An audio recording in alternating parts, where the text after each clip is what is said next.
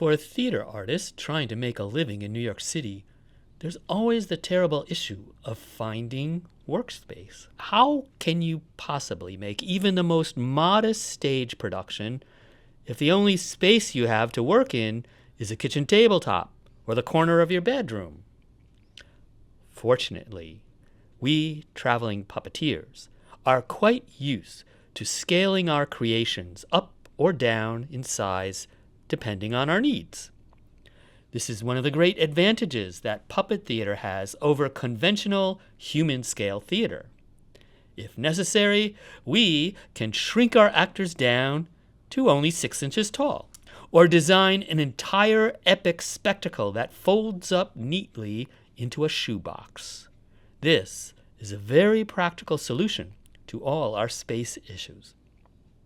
Now, this concept of miniaturizing live theater performance may sound very modern and avant-garde, but in fact, small model theater performances grew out of ancient image-driven storytelling traditions, such as cantastoria, that were popular street entertainments for centuries in Europe and across Asia and the Middle East.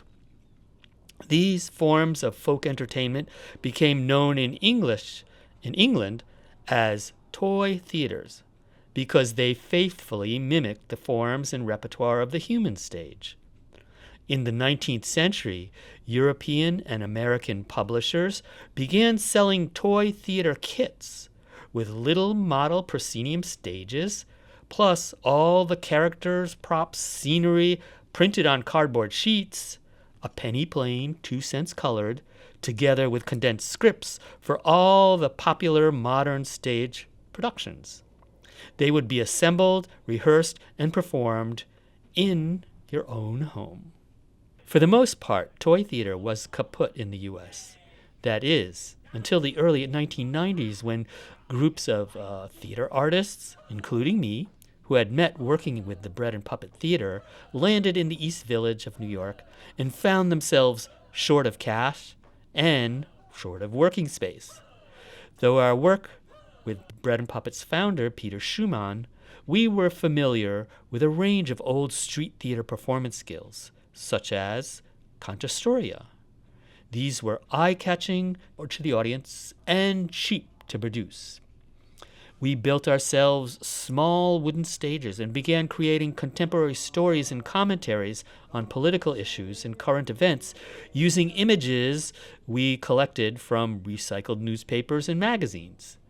We searched out compelling images, Xeroxed them to the appropriate scale, cut them to shape, and mounted them on cardboard backings with stands and control rods as needed. We built ourselves a small plywood stage with a plush red velvet curtain and painted the words "Toy Theater of Terror as Usual" on top of the black proscenium arch.